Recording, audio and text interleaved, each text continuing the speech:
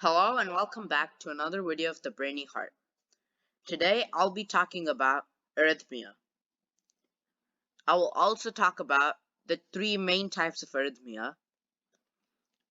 I will talk about how arrhythmia is diagnosed and some treatments for arrhythmia.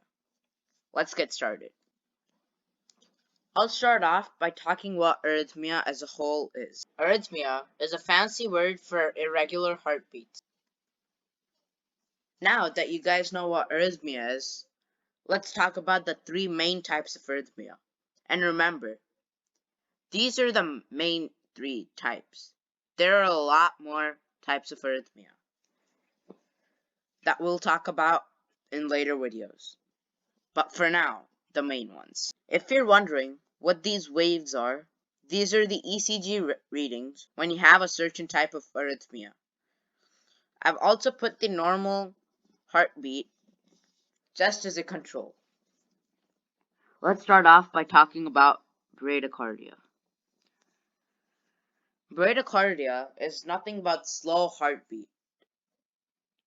As you can see, there's a very big difference between the ECG reading of the bradycardia and the ECG reading of a normal heartbeat. There is a huge gap between each P wave and T wave compared to the normal heartbeat, which there is not a lot of gap. And remember, the P wave is when the atria are contracting, and the QRS wave is when the ventricles are contracting, and the T wave is when the heart is relaxing. Just a refresher from the previous video.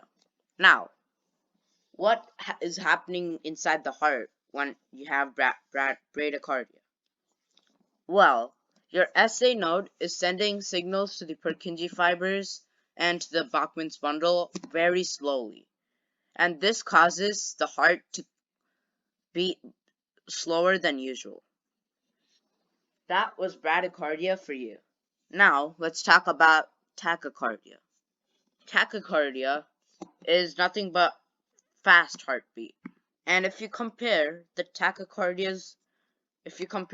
ECG reading of a patient who has tachycardia to an average person, there is no gap between the T wave and the P wave in the ECG reading of a tachycardia patient. So, you might be asking me, what is happening inside the heart when someone has tachycardia? Well, it's just the total opposite of bradycardia.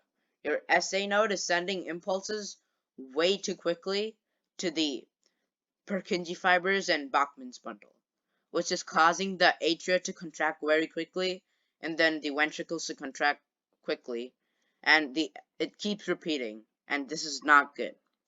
Bradycardia and tachycardia can be very dangerous, and they can cause lightheadedness because bradycardia will send out very little blood, and so will tachycardia because the heart is beating very inefficiently, and blood is not going to be going anywhere, and this will reduce blood flow to all the organs. And same with bradycardia, since the heart is also beating very inefficiently, the blood is not going to go anywhere, and there's going to be less blood supply to the Like we talked organs, about and this will in the cause last a lot video. of problems. Also, normal heartbeat is 60 to 800 beats per minute. Bradycardia is when your heartbeat is less than 60 beats per minute.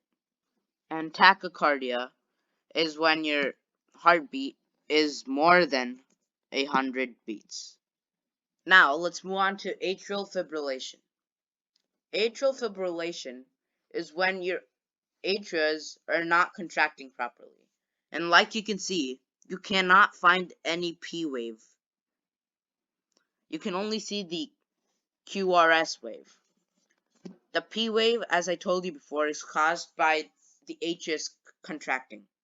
And that is not happening when you have atrial fibrillation. It's very chaotic in the atrias when you have atrial fibrillation. And atrial fibrillation can be really dangerous as well. Those were the three main types of arrhythmia. And remember, there are a lot more types of arrhythmia. For example, supraventricular arrhythmia, ventricular arrhythmia, and many, many more. And I'll talk about others in future videos. Now that we have all of the types of arrhythmia and how they're caused under control, let's talk about how arrhythmia is diagnosed. You might have guessed this already. And yes, you're right. It is by using the ECG. Sometimes a chest x-ray is also used. But most commonly, they use the ECG. So here's the procedure. If you think that you have any type of arrhythmia, or the doctor suspects that you have one, the doctor will send you to the ECG room where there'll be a person who's waiting for you, and she'll hook up a lot of buttons and patches onto your body. And then after a little bit time, and you'll get your ECG strip, and you will take that ECG strip to your doctor so that he can examine what type of arrhythmia you have or if you're good to go. Let's say that you have some type of arrhythmia. Let's say you have bradycardia. The doctors will suggest a pacemaker or a ICD. ICD stands for implantable cardioverter defibrillator. Let's talk about the pacemaker. Pacemaker, which I know sounds like a familiar word, and it is. It's another name for the SA node. So, this pacemaker device takes the role of the SA node and sends impulses to the AV node and the Purkinje fibers. The pacemaker can also make the heartbeat faster or slower, so it's a perfect fit for any type of arrhythmia.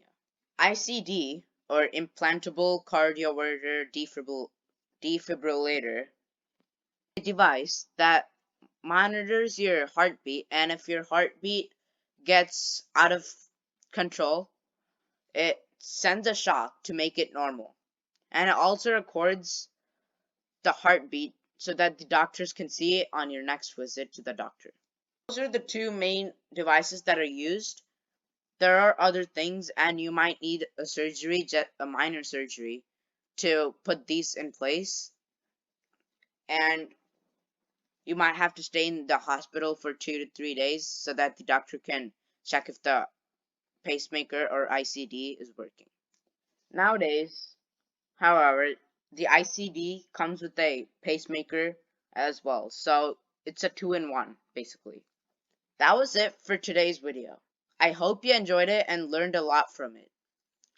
I'm always open to questions, comments, and suggestions. Also, check out my blog at brainyhearts.wordpress.com.